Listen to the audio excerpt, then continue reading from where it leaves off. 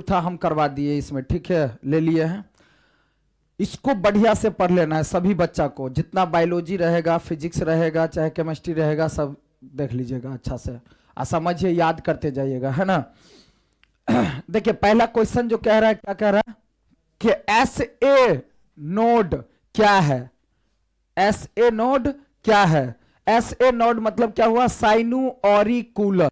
S A node का पूरा नाम क्या हो गया? यहां होगा साइनुऑरिकुलर, ठीक है, ठीक है। समझते ही क्या होता है, या आपको ऐसे नहीं लिखा रहे एस ए, ऐसे लिखा रहेगा साइनुऑरिकुलर नोड क्या है, ठीक है। तो देखिए क्वेश्चन कह रहा है कि हृदय की धड़कन, हृदय का जो धड़कन होता है ना, धड़कन का तालबद्ध, जैसे तालबद्ध जैसे होता है तालमेल, तालबद्ध संकुचन, तालबद्ध संकुचन एक विशेष प्रकार के तंत्रिका, एक विशेष प्रकार की तंत्रिका उत्तक द्वारा, हृदय की जो धड़कन होती है उसका तालबद्ध संकुचन, संकुचन का मतलब होता है ऐसे ऐसे करना, ठीक है। संकुचन एक विशेष प्रकार के तंत्रिका उत्तक के द्वारा होती है, द्वारा होती है, ठीक है, जिसे एस ए नोड कहते हैं। तो मतलब कहीं ना कहीं बात क्या आ रहा है, देखो एक होता है शिथिलन और संकुचन, शिथिलन संकुचन, ठीक है, मतलब फूलना फिर पचकना, फूलना पचकना। तो संकुचन की क्रिया जो होता है ना, संकुचन एक विशेष प्रकार की किसके द्वारा?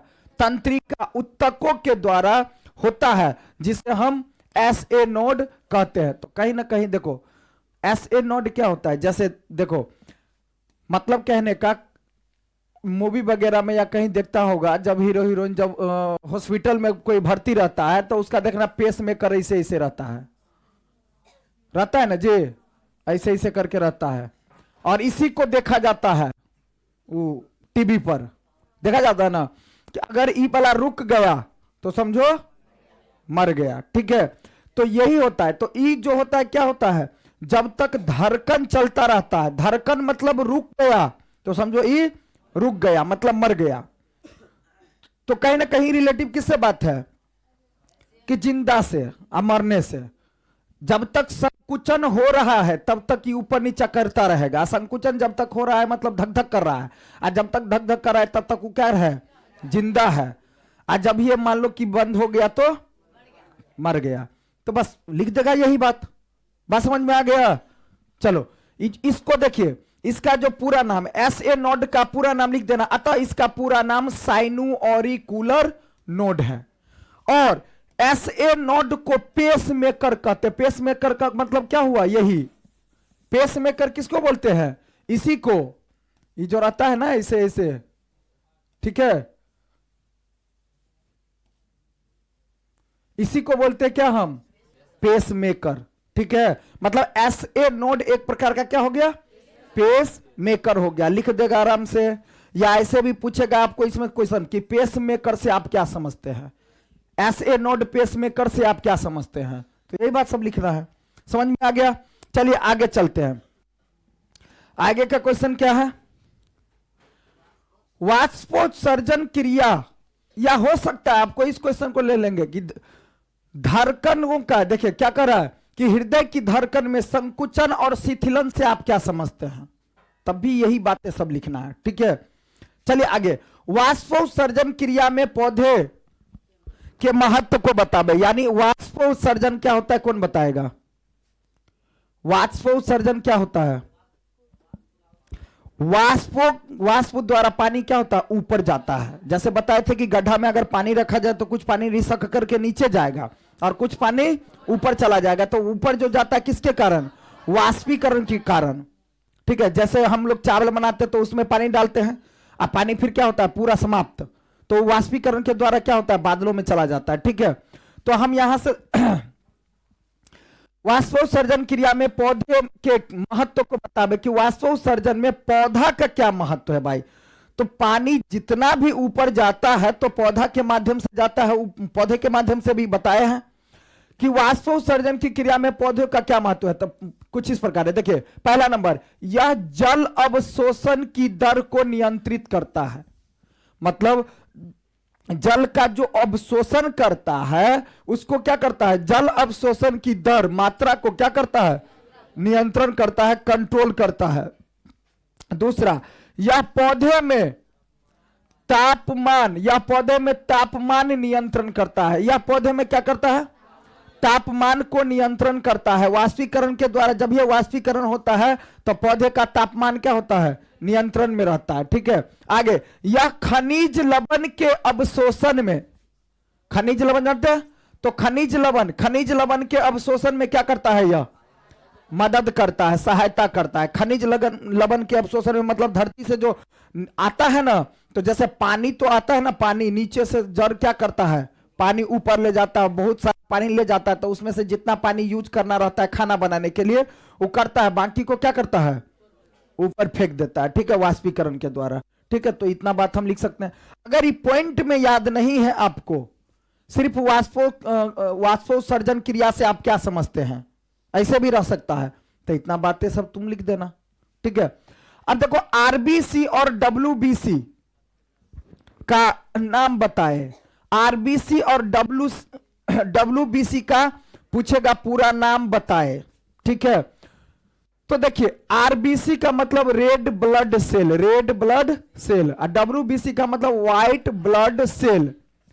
ठीक है, देखिए आरबीसी का जो नाम हो गया, देखिए हिंदी नाम, इसका पूरा नाम क्या हो जाएगा, लाल रक्त कणिकाएं, मतलब रेड ब्लड सेल।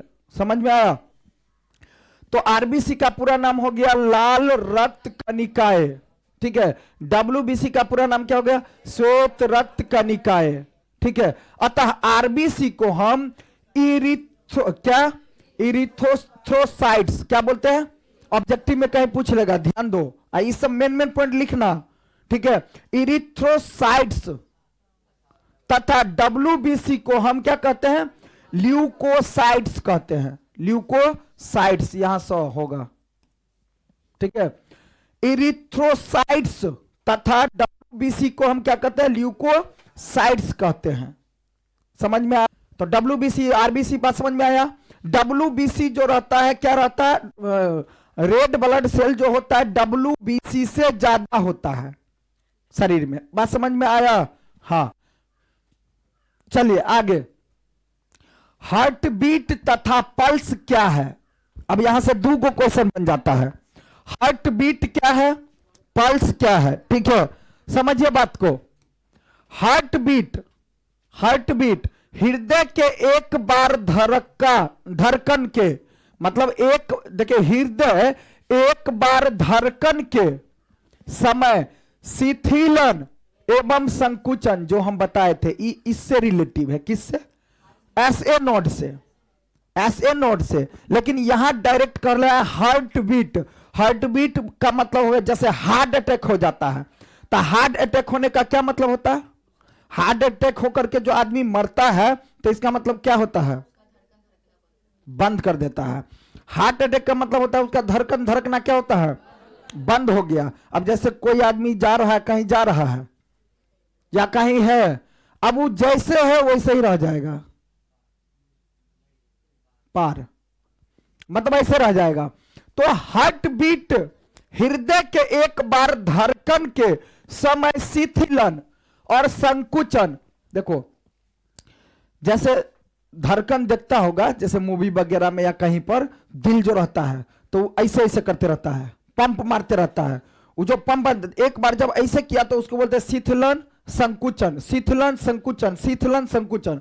तो इसका मतलब क्या हुआ कि शिथिलन और संकुचन की क्रिया से क्या होता है, एक बार बोलते हैं जैसे कि धड़कन धड़कता है, तो एक बार क्या होता है, ऐसे मारता है, फिर ऐसे मारता है, ऐसे मारता है, ऐसे मारता है। तो ये क्या हो गया, एक प्रकार का शिथिलन और संकुचन। तो शिथिलन और संकुचन दोनों मिलाकर के बोलते हैं एक बार धड़कना। बात समझ में आया। तो वही कह रहा कि हार्ट बीट हृदय के एक बार धड़कन, एक बार धड़कन के मतलब शिथिलन होना, संकुचन होना। एक बार धड़कन के समय एक बार धड़कन के समय क्या होता है? शीतलन एवं संकुचन होता है। बात समझ में आया? कि बोलते एक बार धड़का तो इसका मतलब एक बार शीतलन होगा, एक बार संकुचन होगा। बात समझ में आया? शीतलन का मतलब क्या होता है? जैसे ई ऐसे है तो ऐसे ऐसे उठना, संकुचन का मतलब सिकुड़ना, ऐसे ऐसे, तब बोलते एक बार। ठीक है, चलिए। हार्ट बीट हार्ट से रिलेटिव है, इसलिए इसका नाम क्या हुआ? Heart beat. ठीक है, आगे पल्स क्या है भाई? हृदय से रक्त को बाहर भेजने, वो जो पंप द्वारा होता है, देखो वो जो पंप करता है, धक धक जो करता है, तो वो जो धक धक करता है, इसका क्या मतलब हुआ? कि हृदय में जब रक्त शुद्धिकरण होता है जो किडनी के द्वारा, तो वही रक्त जो धड़कता है ना, इसे पंप करता है, तो समझो पूरा शरीर में फैलाता है वो खून को। ठीक है, पल्स क्या है? हृदय से रक्त को बाहर भेजने वाला बल, बल मतलब ताकत, बल का अनुभव कलाई की धमनी द्वारा होता है। अनुभव जो कलाई की धमनी के द्वारा होता है उसे हम पल्स कहते हैं। अब जैसे धमनी क्या हुआ? जैसे ऊपर से जैसे नस काटते हैं, ई जो काटते हैं ऊपर से गुद्दा, और वो अंदर में जो होता है वो धमनी, जैसे ऐसे काट लेंगे कुछ नहीं होगा, ऊपर से ऐसे काट देगा कुछ नहीं होगा, जब अंदर वाला धमनी कटेगा ना तब पार। रे बात समझ में आया? तो यहां क्या? पल्स हृदय से रक्त को बाहर भेजने वाला। अब हृदय से जो रक्त को बाहर भेजता है तो वो कैसे भेजेगा? तो वो जो पंप करता है, ऐसे ऐसे मारता है ना, तो पूरा शरीर में क्या होता है? फैलता है। ठीक है, तो बल का अनुभव कलाई की धमनी द्वारा होता है, उसे हम पल्स कहते हैं। तो देखो ये जो हार्ट बीट किसको बोलते हैं? हार्ट बीट में एक बार धड़कने के समय क्या होता है? एक बार शिथिलन और संकुचन होता है। शिथिलन तो उसको बोलते हैं हार्ट बीट, और पल्स क्या होता है? हृदय से रक्त को बाहर भेजने वाला बल का अनुभव कलाई की धमनी द्वारा होता है, उसे हम पल्स कहते हैं। आगे क्या है भाई?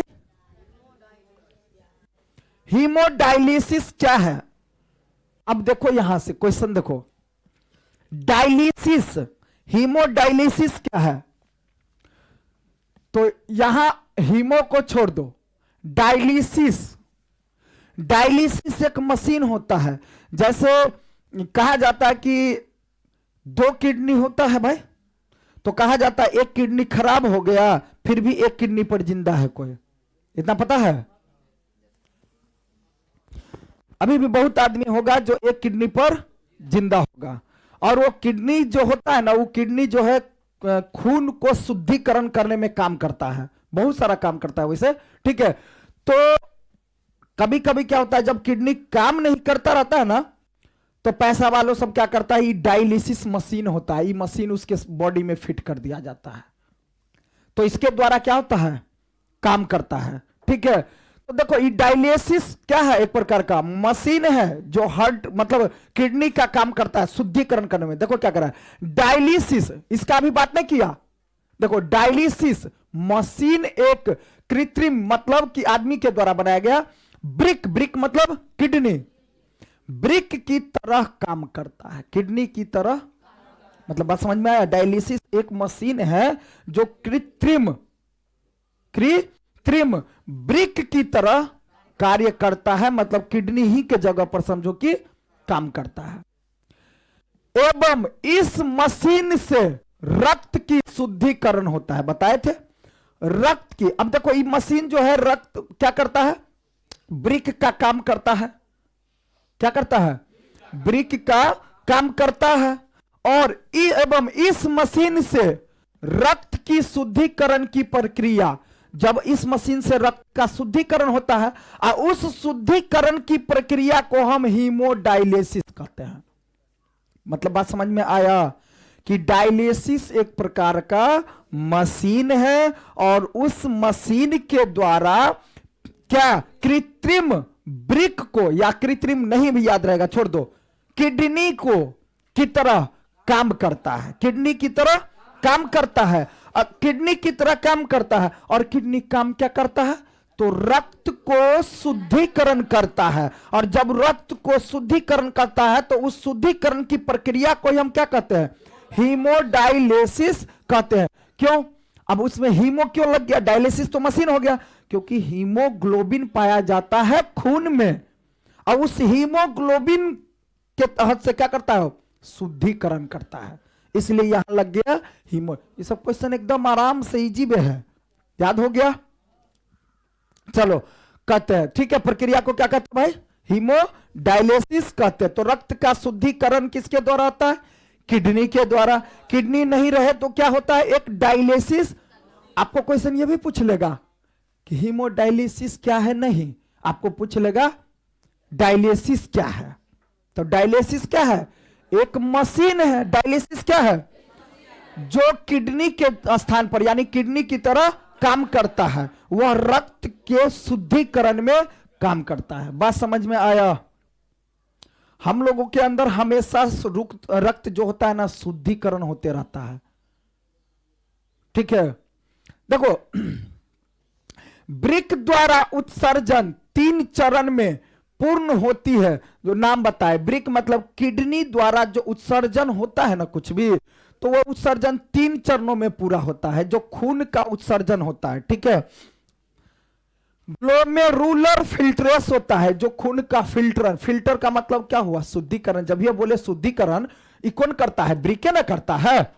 तो ग्लोमेरुलर फिल्ट्रेशन होता है पहले खून का, फिर ट्यूबुलर पुनर्अवशोषण होता है, मतलब फिर से उसको अवशोषण करता है, मतलब नया ताजा खून बनाता है, और ट्यूबुलर स्रावन होता है, फिर जो भी गंदा इत्यादि वगैरह सब रहता है उसको स्राव कर देता है। तो 3 चरण में एक प्रकार से खून क्या होता है? शुद्धिकरण होता है, ठीक है।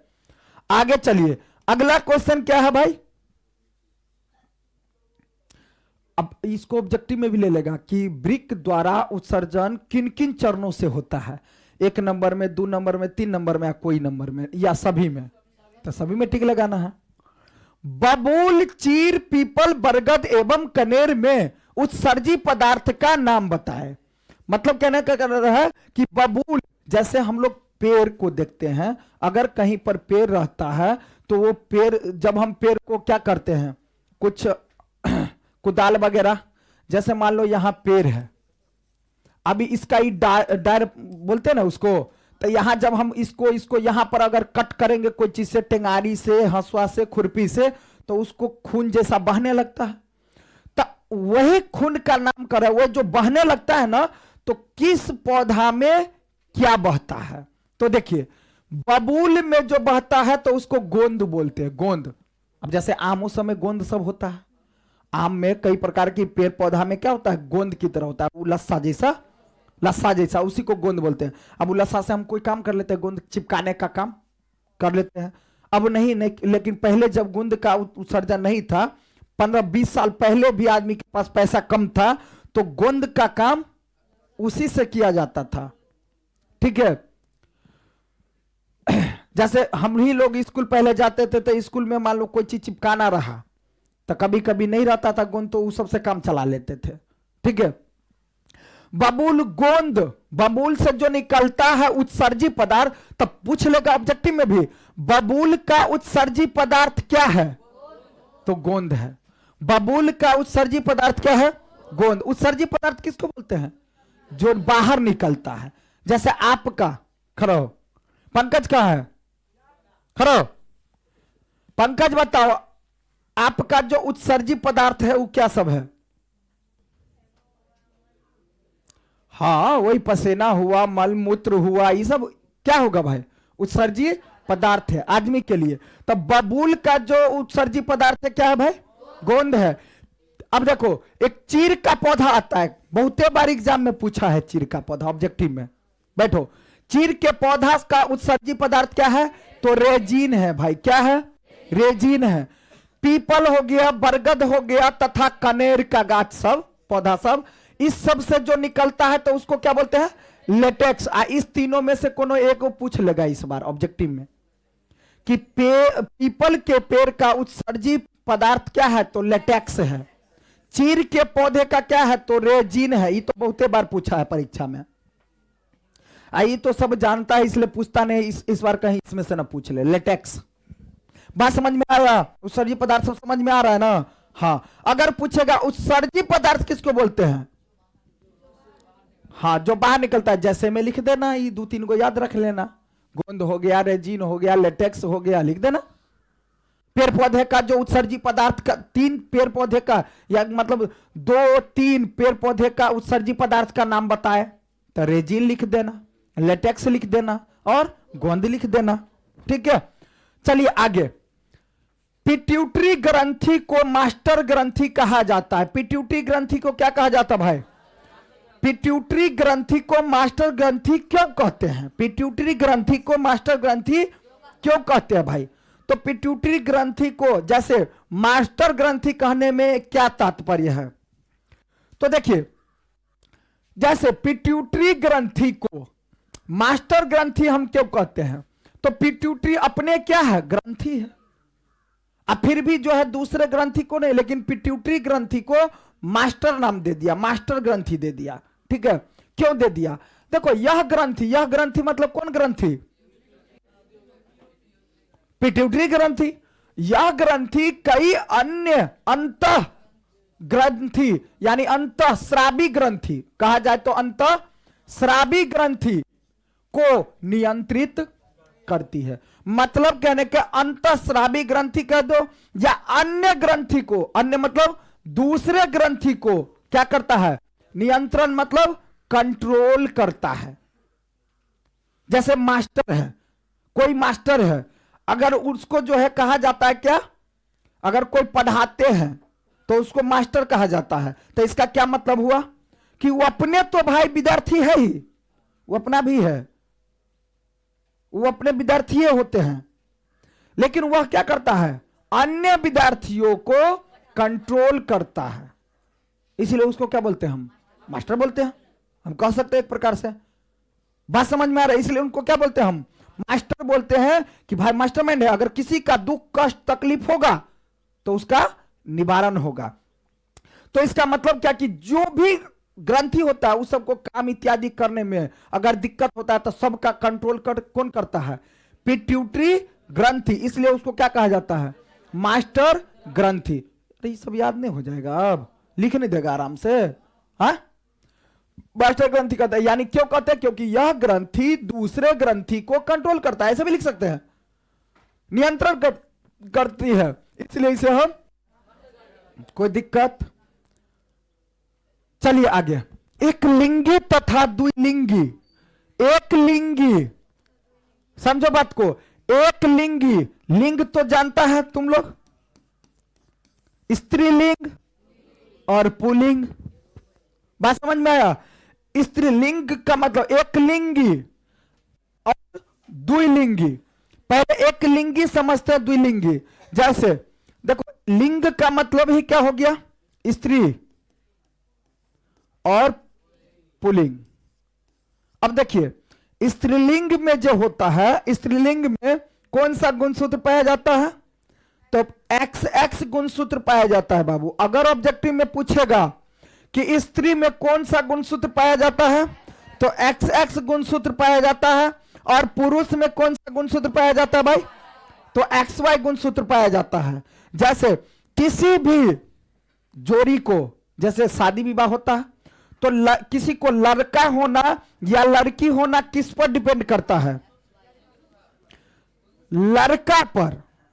किसी को बेटा हो रहा है या किसी को खाली बेटिए भ रहा है केकरो, तो आई में योगदान के कर, में लड़का के लड़की के ना है, वो लड़का के अकॉर्डिंग है भाई, लड़का या चाहे लड़की, मतलब पुरुष के अकॉर्डिंग ही होता है।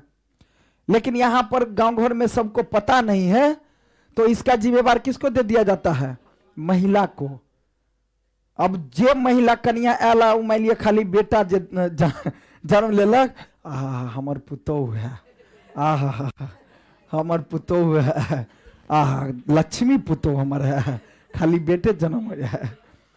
अगर केकरो पुतोह खाली बेटी जन्म लो ले है तो ओकरा की कहे? दो हमर पुतोह तो खाली बेटिए दे। और बुढ़िया के पता नहीं है, पता नहीं है।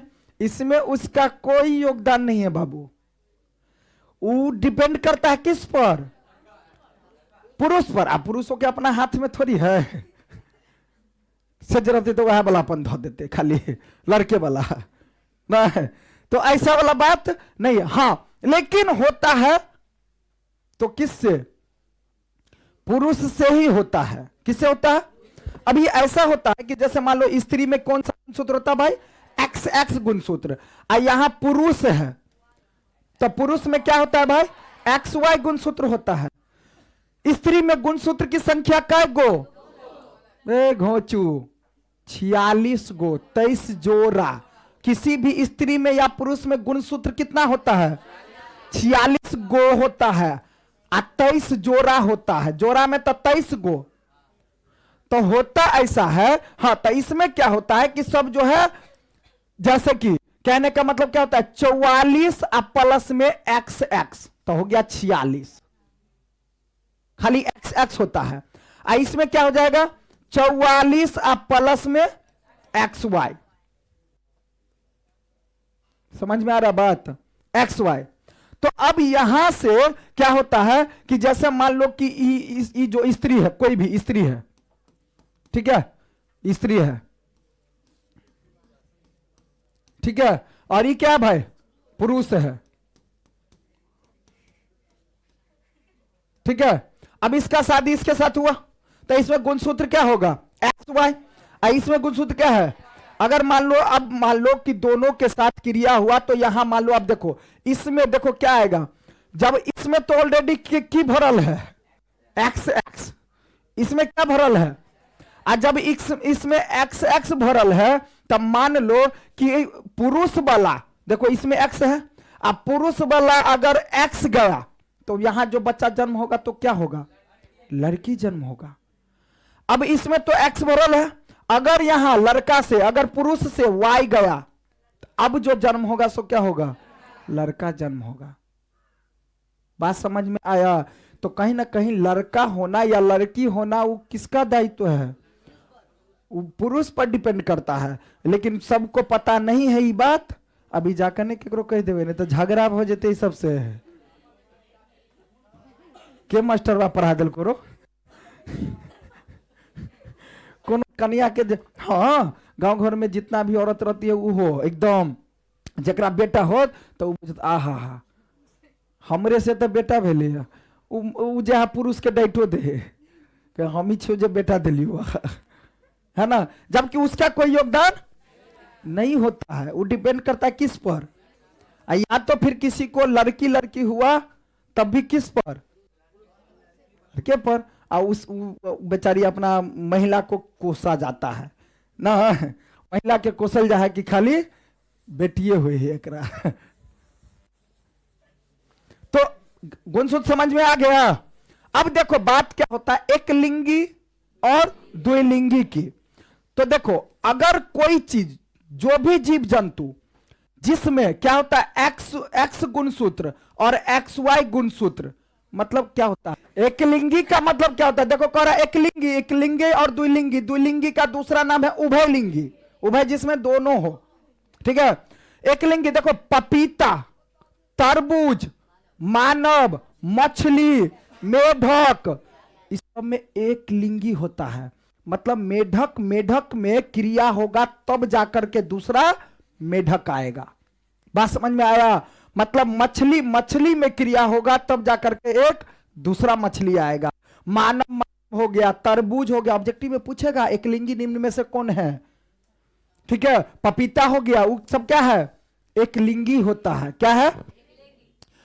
उभयलिंगी। द्विलिंगी क्या होता है? जैसे सरसों, उड़हल, केंचुआ। हमरा बुझा तक देख लेल के कृष्णा त्याल को मार दिल, नहीं तो वो कहते हम तो पांचलिंगी छी।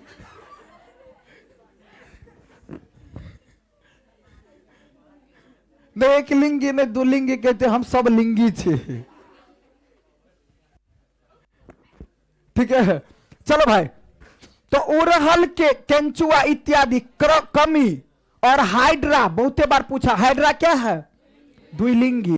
तो इसका मतलब क्या कि इस सब में एक ही शरीर में अपने से अपने क्या होता है? बच्चा कर सकता है। ठीक है, जैसे सरसों, उड़हल, केंचुआ, कमी और हाइड्रा।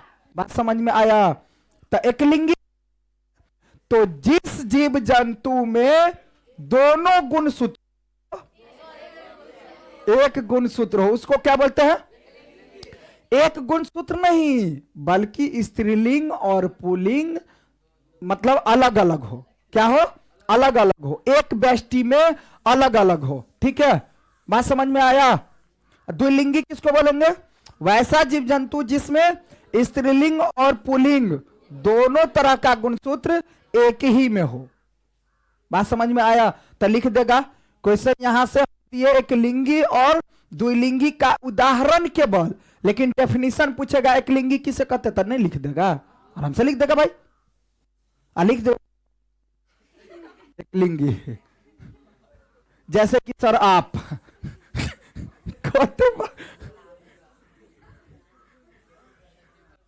ना चेको करो तो कहता हूं वाह, एग्जाम्पल बढ़िया देने। बैक्टीरिया तथा विषाणु जनित रोग, बहुत इंपॉर्टेंट बात है। देखो, बैक्टीरिया तथा विषाणु जनित रोग, बैक्टीरिया जनित रोग और विषाणु जनित रोग। विषाणु जनित रोग, बैक्टीरिया रोग जो होता है सो क्या है भाई? तो देखो, जैसे गोनोरिया हो गया, मतलब कहने का बैक्टीरिया जनित रोग, और विषाणु जनित रोग का मतलब क्या हुआ कि बैक्टीरिया से कौन कौन बीमारी होता है, रोग मतलब बीमारी, और विषाणु से कौन कौन सी बीमारी होता है वो नाम बताओ। तो देखिए, बैक्टीरिया से होने वाला जो रोग है कौन है? गोनोरिया है, सिफिलिस है, यूरेथ्राइटिस है ना? बात समझ में आया? तो गोनोरिया किससे होने वाला रोग? तो आपको कहेगा बैक्टीरिया से होने वाले दो रोग का नाम बताए, तो बता देगा, एगो गोनोरिया दे देना, सिफिलिस दे देना। बात समझ में आया? जो याद रहे।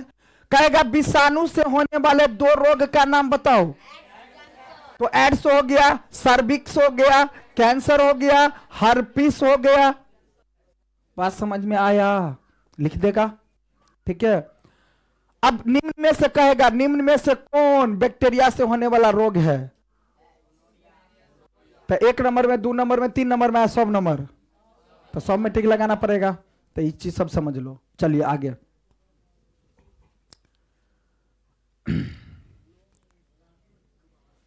लामार्कवाद से आप क्या समझते हैं? लामार्कवाद, लामोर्क नहीं है वो, लामार्क है। लामार्कवाद से आप क्या समझते हैं? लामार्कवाद, जैसे फ्रांसीसी, फ्रांसीसी मतलब फ्रांस के, भारतीय मतलब भारत के लोग, फ्रांसीसी के वैज्ञानिक यानी फ्रांस के वैज्ञानिक लामार्कन ने 1809 ईस्वी में जैव विकास के संबंध में, क्या जैव विकास के संबंध में उपार्जित लक्षणों का वंशागति से, क्या जी, वंशागति सिद्धांत का प्रतिपादन किया, जिसे लामार्कवाद कहते हैं। जिसे, बात समझ में आया? चलिए आगे। वंशागति के सिद्धांत का प्रतिपादन किया। अगला क्वेश्चन देखते हैं हम लोग। अगला क्वेश्चन क्या है भाई? साइंस का अगर तीनों का तीनों, फिजिक्स, केमिस्ट्री, बायो पढ़ा देंगे ना, इतना एक भी क्वेश्चन नहीं छूटेगा, सीधी सी बात समझो। ठीक है, चलिए अगला क्वेश्चन है भाई, पीत क्या है? पीत, पीत, पीत क्या है? मनुष्य के पाचन तंत्र में इसका क्या महत्व है? मनुष्य के पाचन तंत्र में इसका क्या महत्व है भाई? मनुष्य के पाचन तंत्र में क्या महत्व है? पीत क्या है? मनुष्य के पाचन तंत्र में क्या महत्व है? पीत कौन सब जानता है? चलो, पीत क्या है? मनुष्य के पाचन तंत्र में पीत का महत्व होता है क्या? तो देखो, पीत गाढ़े रंग का क्षारीय द्रव होता है। पीत जो होता है कैसा लगता है? क्षारीय, गाढ़ा गाढ़ा होता है और क्षारीय होता है। क्षारीय मतलब जैसे अम्ल और कड़वा, तो वो करवा होता है। क्या होता है? क्षारियों को हम करवा कहते हैं। पीत गाढ़े रंग का क्षारीय द्रव होता है जिसका पीएच मान क्या होता है? 8.9 होता है। किसका? पीत का पीएच मान, पावर ऑफ हाइड्रोजन क्या होता है भाई? 8.9 होता है। यह यकृत से, यकृत कहे तो लीवर से स्रावित होता है, लीवर से स्रावित होता है। और पित्ताशय, पित्ताशय, पित्ताशय में जमा होता है। पित्ताशय में क्या होता है? जमा होता है। पित्ताशय में क्या होता है? जमा हो जाता है। अब देखो पीत क्या है? गाढ़े रंग का क्षारीय द्रव होता है। एक को दूगो पॉइंट पकड़ लो ना भाई भूसकोल सब। पीत क्या होता है? गाढ़ा गाढ़ा करू करू टाइप में, मतलब क्षारीय टाइप में होता है। जो यह क्या करता है? इसका पीएच मान क्या होता है भाई? 8 जो यकृत से स्रावित होता है और पित्ताशय में जमा हो जाता है। अब वो पित्ताशय में जो जमा, जैसे खस्सी बकरी को देखता होगा तुम लोग, अगर काटा जाता है तो कोई पीत के निकाल दी, पीत के निकाल दी, नहीं तो पूरा तित हो जेतो, करवा हो जेतो। खस्सी जब मारा जाता है तो खस्सी मारते वक्त में क्या किया जाता है? मीट बनाने से पहले उसको पीत एक आता है, वो पीत को क्या करता है? निकाल के फेंक देता है। कहीं उसमें फूटा, उसी में जमा होता है पित्ताशय में। क्या होता है? पित्ताशय में जमा हो जाता है। जो रहता है थैला जैसे इतना बड़ा रहता है ना जी, उसको काट के क्या करता है? निकाल देता है। जब उसको काट के निकाल देता है तो फिर एक से पूछो पहले एक लिंगी है कि द्विलिंगी है? चलो देखो ये क्या है भाई? तो बात समझ में? पित्त को क्या करता है भाई? निकाल के फेंक देता है। जब निकाल के फेंक देता है तो मीट समझो सही रहता है। अगर उसमें फूट गया तो सारा मीट क्या हो जाएगा? तीता बन जाएगा। तुम लोग मुर्गा भी करता है ऐसा? अयाज मुर्गा में करता है कोई? हमरा की मालूम सर, जे देते सब हंस देवे। चलो देखो होता है। और पित्ताशय में क्या होता है जी? जमा हो जाता है। बात समझ में आया? तो पित्त क्या है समझ में आया। अब पित्त का काम क्या है? काम तो देखो अभी ऊपर में कहा भी पाचन तंत्र में क्या है? महत्व होता है। तो यह भोजन को क्षारीय बनाता है। भोजन को क्या बनाता है भाई? क्षारीय बनाता है। भोजन अगर अम्ल बन जाएगा तो जैसे खट्टा खट्टा ढेकार होगा, खट्टा ढेकार होता है ना, तो वही पित्त का काम है कि भोजन को क्षारीय बना करके रखना। यह भोजन को सड़ने नहीं देता अंदर में। अब तुम लोगों को लगता होगा ना कि पित्त के कोई काम नहीं, फाड़ के फेंक दे है तो पित्त किला रहे है, तभी निकाल के फेंक, तभी निकाल के फेंक देवे तो पार।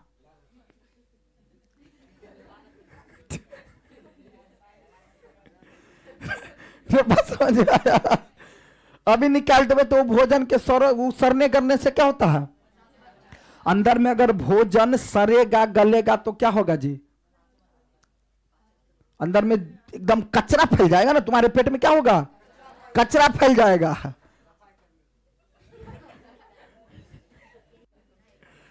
ठीक है? उस सफाई कर्मियों से साफ नहीं होगा तब जय हो। कोनो सफाई कर्मी नहीं साफ कर सके ओकरा। रोज झाड़ू मारना पड़ेगा तब पेट खोलो कर रख देवे, कभी झाड़ू मारत रह पगला सब। तब सफाई कर्मी के बोलवा पड़ते हैं। सड़ने से क्या होता है जी? बचाता है। यह भोजन में उपस्थित हानिकारक जीवाणु को नष्ट, भोजन में जो हानिकारक जीवाणु सब होता है ना, ओकरा टिबिट टिबिट टिबिट टिबिट करे है, मारे है, नष्ट करे है ओकरा। बात समझ में आया? तो समझ में आया पित्त का काम क्या? भोजन को क्षारीय बनाता है, भोजन को सड़ने गलने से बचाता है, और उसमें भोजन में जो जीवाणु विषाणु सब जो उपस्थित रहता है, हानिकारक जीवाणु विषाणु सब, उसको क्या करता है? मारता है, नष्ट करता है। बात समझ में आया? तो अभी तक जो भी क्वेश्चन समझाया है दिक्कत हुआ है, पढ़ लेगा जय हो। किण्वन क्या है? किण्वन उदाहरण लिखे।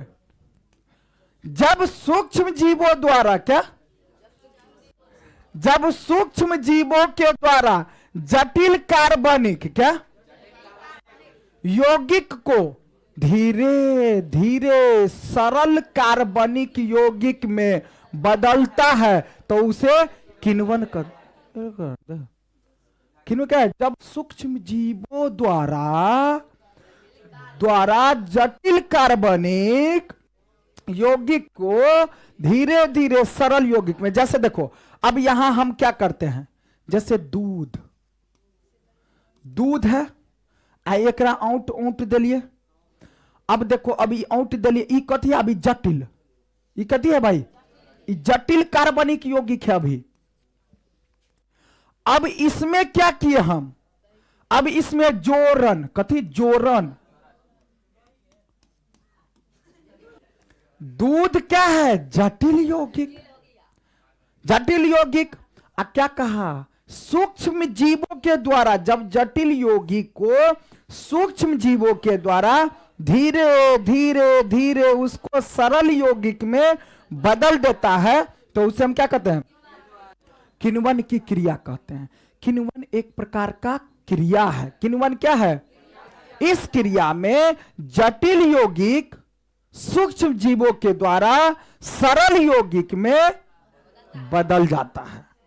बात समझ में? अब जैसे दूध जटिल यौगिक है, अब दूध को ओट पोट दिए, अब इसको क्या करेंगे भाई, जोरन डाल देंगे दूध में, तो यहां क्या बन जाएगा, सरल यौगिक बनेगा। क्या बनेगा, अभी एक के बार नहीं बन जाएगा, देखना तब ना रात में देखना कि ओट पोट का राख का में जोरन धो देत, तब सुबह में देखबे तो रात में धीरे धीरे धीरे सरल यौगिक में बदल जाता है।